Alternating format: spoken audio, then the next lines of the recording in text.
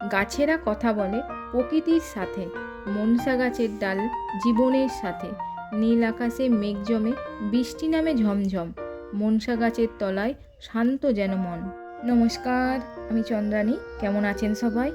আজ আমি যে গাছটার কথা বলবো সেটি গ্রাম বাংলার পরিচিত একটি গাছ, মনসা গাছ। এই গাছটার প্রকৃত নাম দুধসর বা সেন্ট মনসা। এই গাছটাকে গ্রাম বাংলার মানুষেরা মনসা দেবী রূপেও পূজা করে। এই মনসা গাছে ছোট ছোট প্রচুর কাঁটা হয়। আয়ুর্বেদ বলছে যত বেশি এর ছোট ছোট কাঁটা থাকবে তার ভেষজ গুণ তত বেশি।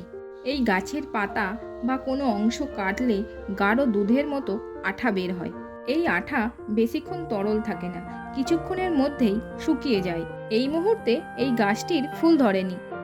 সাধারণত একটি পূর্ণাঙ্গ গাছে বসন্তকালে ছোট ছোট হলুদ রঙের ফুল দেখতে পাওয়া যায়।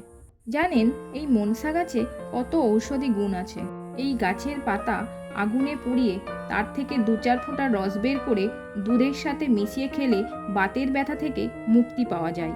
তেমনই এই পাতা আগুনে পুড়িয়ে রস বের করে চিনির সাথে খেলে হুপিং কাশি ভালো হয়। জানেন মনসা গাছের পাতা কাজল হিসাবে ব্যবহার করলে শিশুদের চোখে পিছুটি পড়া বন্ধ হয়।